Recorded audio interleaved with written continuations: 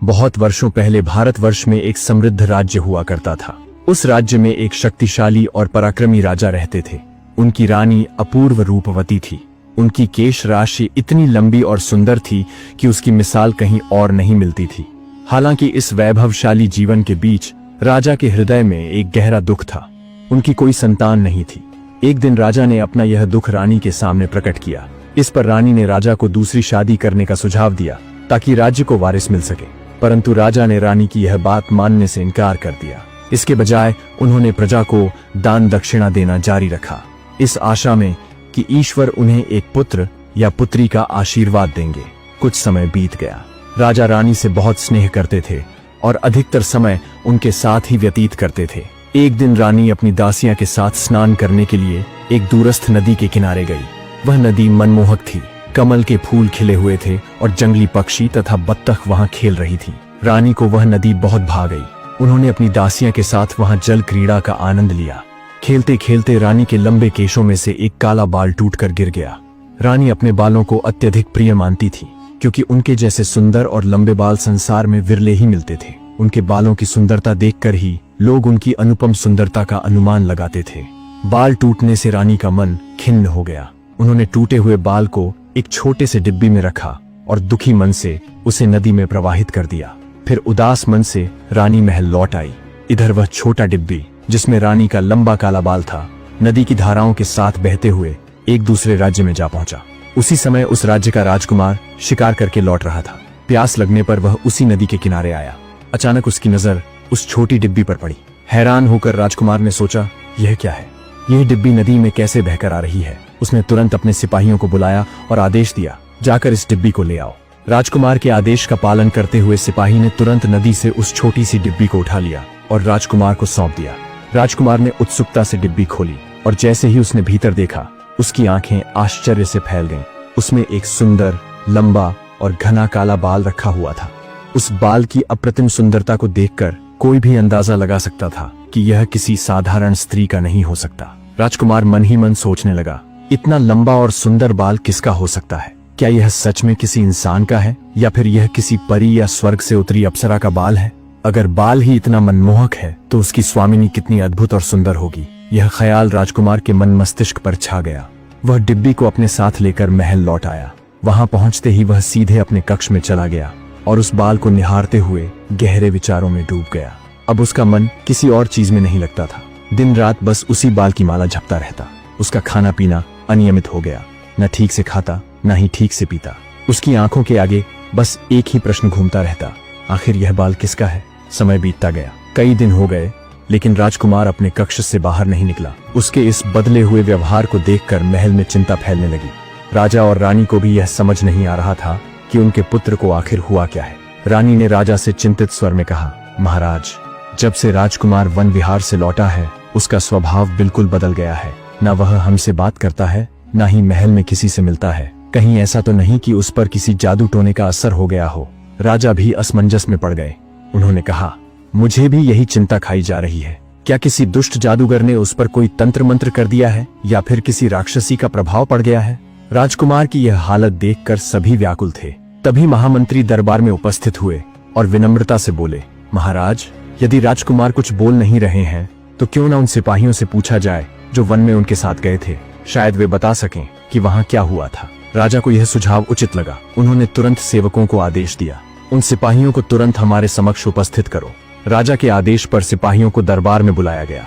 जैसे ही सिपाही दरबार में पहुंचे, राजा ने गंभीर स्वर में पूछा, सच सच बताओ, राजकुमार के साथ जंगल में आखिर क्या हुआ था? क्या उसने किसी जादूगर या किसी रहस्यमय व्यक्ति से मुलाकात की थी? सिपाही डरते हुए बोले, महाराज, ऐसा कुछ भी नहीं हुआ। हम राजकुमार के साथ शिकार के लिए जंगल गए थे। शिकार करने के बाद जब हम लौट रहे थे, तभी अचानक राजकुमार को प्यास लगी और वह नदी के किनारे पानी पीने के लिए रुक गए।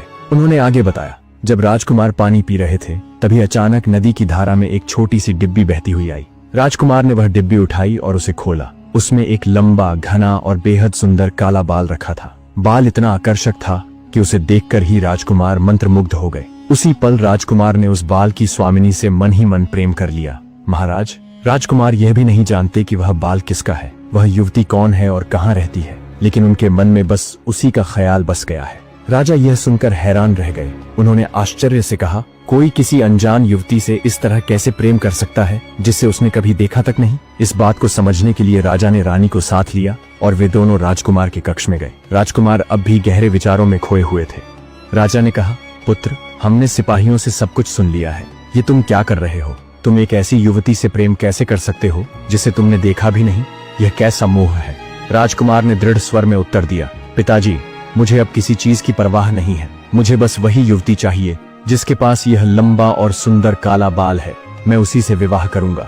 अगर वह नहीं मिली तो मैं खाना पीना छोड़ दूंगा और यूं ही प्राण त्याग दूंगा। यह सुनकर राजा और रानी घबरा गए। राजकुमार उनकी इकलौती संतान थे। उनका इस तरह मरने की बात करना राजा के हृदय को झकझोर गया। रानी ने चिंतित होकर कहा, महाराज, हमें जल्द से जल्द उस युवती की खोज करनी होगी। कहीं ऐसा ना हो कि राजकुमार अपनी जिद में खुद को हानि पहुंचा ले। राजा ने तुरंत निर्णय लिया और सिपाहियों को आदेश दिया, सुनो, पूरे राज्य और आसपास के नगरों में जाकर ऐसी स्त्री की खोज करो जिसके बाल लंबे, घने और सुंदर हों। उसे हमारे समक्ष लाया जाए। वही युवती राजकुमार की दुल्हन बनेगी। राजा के आदेश पर सिपाही चारों दिशाओं में रवाना हो गए। अब सबकी निगाहें इस उम्मीद पर टिकी थीं कि वे जल्द ही उस अद्भुत बालों वाली युवती को खोज लाएंगे। लंबे बालों वाली रानी को ढूंढते ढूंढते सैनिक आखिरकार उस राज्य में पहुंचे जहां वह रानी रहती थी। जैसे ही उन्होंने वहां के लोगों से पूछताछ शुरू की, उन्होंने सवाल किया, क्या इस राज्य में कोई ऐसी युवती है जिसके बाल लंबे, घने और काले हों? लोगों ने आश्चर्य से जवाब दिया, ऐसी कोई साधारण युवती तो यहाँ नहीं है, लेकिन हमारे महाराज की एक रानी अवश्य है जिनके बाल असाधारण रूप से सुंदर, घने और लंबे हैं। उनकी सुंदरता किसी अप्सरा से कम नहीं है। यह सुनकर सिपाही स्तब्ध रह गए। वे मन ही मन सोचने लगे, यह तो रानी है। अगर वह रानी है तो राजकुमार उनसे विवाह कैसे कर सकते हैं? वह तो पहले से ही किसी की धर्मपत्नी है। उलझन में पड़े सिपाही तुरंत अपने राज्य लौट आए और राजा के समक्ष उपस्थित होकर सारा हाल सुना दिया। राजा ने गहरी सांस लेते हुए कहा, पुत्र, जो बाल तुमने देखा था वह किसी साधारण युवती का नहीं बल्कि किसी और राज्य की रानी का था। वह पहले से ही विवाहिता है। यह तुम्हारे भाग्य में नहीं है। अब तुम्हें उस रानी को भूल जाना होगा। लेकिन यह सुनकर राजकुमार क्रोध से आग बबूला हो गया। उसने गुस्से में कहा, मुझे इस बात से कोई फर्क नहीं पड़ता कि वह किसी की राजकुमारी हैं या रानी। मैंने उन्हें अपने दिल से चाहा है और मैं उसी से विवाह करूंगा। अगर मुझे इसके लिए कुछ भी करना पड़े तो मैं पीछे नहीं हटूंगा। राजा ने कड़ी आवाज में कहा, पुत्र, यह तुम क्या अनर्थ की बात कर रहे हो? तुम किसी को उसके पति से कैसे छीन सकते हो? यह गलत है। राजा की बात सुनकर राजकुमार ने तीखे स्वर में उत्तर दिया, यह गलत कैसे हो सकता है? मैं उससे प्रेम करता हूँ और मैंने ठान लिया है कि उससे विवाह करके ही रहूंगा। रानी यह सुनकर बेहद दुखी हो गई। उन्होंने आंसू भरी आंखों से कहा, पुत्र, तुम हमारी इकलौती संतान हो। हमें तुमसे ऐसी आशा नहीं थी कि तुम किसी रानी के लिए अपने पिता की बातों का अपमान करोगे। लेकिन सोचो, क्या तुम्हें सच में लगता है कि वह रानी अपने पति को छोड़कर तुम्हारे पास चली आएगी? राजकुमार ने कटाक्ष करते हुए कहा, क्यों नहीं आएगी? क्या उसका पति मुझसे अधिक योग्य है? अगर वह स्वेच्छा से नहीं आएगी तो मैं उसका अपहरण करके ले आऊंगा, लेकिन विवाह करूंगा तो केवल उसी के साथ। इतना कहकर राजकुमार ने गुस्से में अपना घड़ा फोड़ा और सिपाहियों को आदेश दिया, तैयार हो जाओ, हम युद्ध के लिए प्रस्थान कर रहे हैं। सैनिक आदेश का पालन करते हुए युद्ध की तैयारी करने लगे। उधर राजा और रानी स्तब्ध खड़े थे। अपने पुत्र की ऐसी हठ धर्मिता और क्रोध देखकर वे बेहद व्यथित हो गए। उनके मन में बस एक ही सवाल था, क्या यह प्रेम है या एक खतरनाक जुनून? वे दोनों भगवान के सामने हाथ जोड़कर विनती करने लगे कि कोई चमत्कार हो जाए जो उनके पुत्र को इस अंधे प्रेम के मार्ग से वापस लौटा सके। राजकुमार अपनी सेना के साथ उस रानी को लाने के लिए प्रस्थान कर चुका था। रास्ते में एक सैनिक ने झिझकते हुए कहा, महाराज, युद्ध से पहले एक बार रानी को संदेश भेजना उचित होगा। यदि वह स्वेच्छा से विवाह के लिए राजी हो जाए तो रक्तपात टल सकता है। यदि वह मना कर दें तभी युद्ध का विचार करना चाहिए। राजकुमार को यह सुझाव सही लगा। उसने वहीं रुककर एक पत्र लिखा, रानी जी, मैं मणिपुर राज्य का राजकुमार हूँ। जब से मैंने आपके टूटे हुए लंबे बाल को नदी में बहते हुए देखा है, तब से मैं आपको अपने हृदय से प्रेम करने लगा हूँ। मेरी चाहत है कि आप मुझसे विवाह करें। यदि आप स्वेच्छा से मेरे साथ विवाह करने के लिए तैयार हैं, तो मैं आपको पूरे सम्मान के साथ अपने राज्य ले जाऊंगा। लेकिन यदि आप इनकार करती हैं, तो मैं आपके पति को पराजित कर आपको बलपूर्वक अपने राज्य ले जाऊंगा। पत्र लिखकर राजकुमार ने अपने एक विश्वास पात्र सैनिक को सौंपते हुए कहा, छिपकर राजमहल में जाओ और यह पत्र रानी तक पहुंचाओ। सैनिक ने सिर झुकाकर आदेश मान लिया, लेकिन उसके मन में चिंता थी। राजमहल के भीतर बिना पकड़े जाना आसान नहीं था। तभी उसे एक तरकीब सूझी। उसने देखा कि एक बूढ़ी महिला रोज महल के भीतर फूल लेकर जाती थी। सैनिक उसके पास गया और कहा, माँ, मैं तुम्हें इन सुंदर फूलों के बदले सोने के सिक्के दूंगा। यदि तुम यह पत्र रानी को पहुंचा दो। बूढ़ी औरत घबरा गई और बोली, नहीं नहीं, मैं यह काम नहीं कर सकती। यह राजमहल है, इसमें खतरा है, मुझे इससे क्या लाभ। सैनिक ने सोने के सिक्के दिखाते हुए कहा, ये सिक्के तुम्हारे जीवन को बदल सकते हैं। तुम्हें बस यह पत्र चुपचाप रानी को देना है। लालच में आकर बूढ़ी औरत ने सहमति दे दी और पत्र लेकर राजमहल की ओर चल पड़ी। वह रोज की तरह फूल लेकर रानी के कक्ष में पहुंची। संयोग से रानी वहां अकेली थी। जैसे ही बूढ़ी औरत ने पत्र उनके हाथ में दिया, रानी ने उसे पढ़ते ही क्रोध से कांपते हुए कहा, तुम्हारी हिम्मत कैसे हुई मुझे यह पत्र देने की? क्या तुम नहीं जानती कि मैं एक राजा की धर्मपत्नी हूँ? बूढ़ी औरत कांपती हुई बोली, महारानी जी, मेरी कोई गलती नहीं है। मैंने इनकार किया था, लेकिन उस सैनिक ने मुझे डराया और लालच भी दिया। मजबूरन यह पत्र देना पड़ा। रानी को उसकी बात सच लगी। फिर उन्होंने गहरी सांस लेते हुए एक पत्र लिखा, राजकुमार, तुम्हारी हठ धर्मिता देखकर मैं स्तब्ध हूँ। क्या तुम्हें यह ज्ञान नहीं कि मैं एक राजा की धर्मपत्नी हूँ? मैं पहले ही विवाह के पवित्र बंधन में बंध चुकी हूँ। तुम मुझसे विवाह कैसे कर सकते हो? मैं तुम्हारी माता समान हूँ। यदि तुम सच में सम्मानजनक पुरुष हो तो अपने राज्य लौट जाओ। यदि तुम जबरदस्ती करने का इरादा रखते हो तो जान लो कि मेरे स्वामी मेरी रक्षा के लिए सदैव उपस्थित हैं। तुम्हारा एक भी अनुचित कदम तुम्हारे विनाश का कारण बनेगा और यहाँ से तुम सुरक्षित लौट नहीं पाओगे। रानी ने पत्र बूढ़ी औरत को दिया और कहा, यह पत्र उसी सैनिक को दे देना।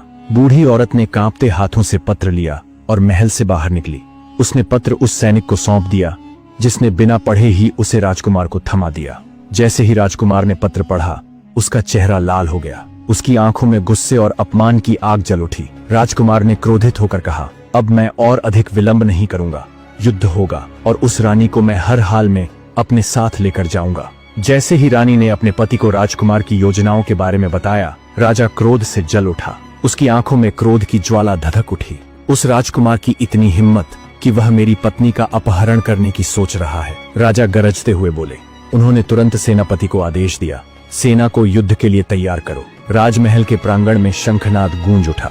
सैनिक हथियारों से लैस होकर युद्ध भूमि की ओर बढ़ने लगे। उधर राजकुमार भी अपनी विशाल सेना के साथ युद्ध के लिए तैयार था। दोनों सेनाएं आमने सामने थीं। राजा और कुमार ने अपनी तलवारें खींच लीं। युद्ध प्रारंभ होते ही बाणों की वर्षा होने लगी। तलवारों की टकराहट से मैदान गूंज उठा। हाथी चिंघाड़ने लगे, घोड़े इधर उधर दौड़ने लगे। सैनिकों के मरने और घायल होने की चीख पुकार गूंजने लगी। लेकिन राजा और राजकुमार के बीच का द्वंद्व रुकने का नाम नहीं ले रहा था। युद्ध भीषण हो गया। दोनों राज्यों के लोग छिपकर यह मंजर देख रहे थे। अचानक राजा का घोड़ा एक तीर लगने से बिफर गया और बेकाबू होकर गिर पड़ा। राजा पैदल ही तलवार लेकर राजकुमार से लोहा लेने लगे, लेकिन अकेला व्यक्ति कब तक टिकता। आखिरकार राजकुमार ने अपनी तलवार से राजा पर प्रहार किया। राजा जमीन पर गिर पड़े। उनका शरीर लहूलुहान हो गया। अंतिम सांस लेने से पहले राजा ने अपनी रानी का चेहरा मन ही मन देखा और फिर आंखें मूंद लीं। राजकुमार के चेहरे पर विजय की चमक थी। उसने गर्व से कहा, अब मुझे और कोई नहीं रोक सकता। अब वह रानी मेरी होगी। वह विजय भाव से महल की ओर बढ़ गया, परंतु रानी ने महल की खिड़की से यह सब देख लिया था। जैसे ही उसने अपने पति को युद्ध भूमि में धराशायी होते देखा, उसके पैरों तले जमीन खिसक गई।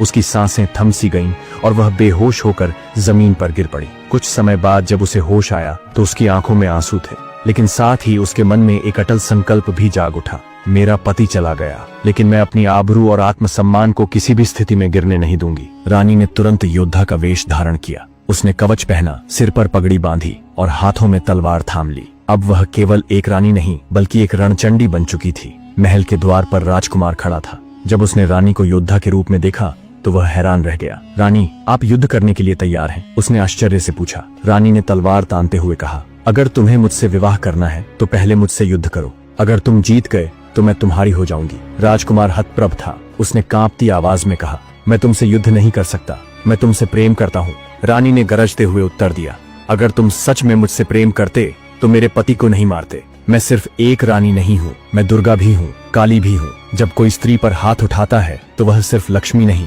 बल्कि महाकाली भी बन जाती है। राजकुमार ने तलवार उठाने से इनकार कर दिया। मैं तुम पर वार नहीं कर सकता रानी, मुझे सिर्फ तुमसे विवाह करना है। रानी समझ गई कि यह लड़ाई तलवार से नहीं जीती जा सकती। उसे एक और उपाय सूझा। उसने राजकुमार से कहा, अगर तुम सच में मुझसे विवाह करना चाहते हो तो कुछ समय बाद वापस आओ, तब तक मैं तैयार हो जाऊंगी। राजकुमार को लगा कि रानी अब झुकने लगी है। उसने सहमति में सिर हिलाया और वहीं रुक गया।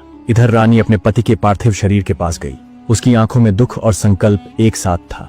उसने राजा की चिता तैयार करवाई और जैसे ही आग प्रज्वलित हुई उसने देवी का स्मरण किया। राजकुमार दूर से यह दृश्य देख रहा था। वह सोच रहा था कि अब रानी अपने पति की अंतिम क्रिया कर रही है और फिर वह मेरी होगी। लेकिन तभी रानी ने राजा की चिता में कूदकर सती होने का निर्णय कर लिया। आग की लपटों में समाकर रानी ने अपने आत्मसम्मान और पति की याद में खुद को अर्पित कर दिया। राजकुमार स्तब्ध रह गया, उसकी आंखें फटी रह गईं। रानी, वह कुछ नहीं कर सका। उसके हाथ से तलवार गिर पड़ी। उसे एहसास हुआ कि प्यार केवल अधिकार जताने से नहीं मिलता। उसने प्रेम को जीतने की कोशिश की, लेकिन आत्मसम्मान और सतीत्व की शक्ति को समझने में देर कर दी थी। आग की लपटों में समाई रानी ने अपने स्वाभिमान की लौ को हमेशा के लिए अमर कर दिया।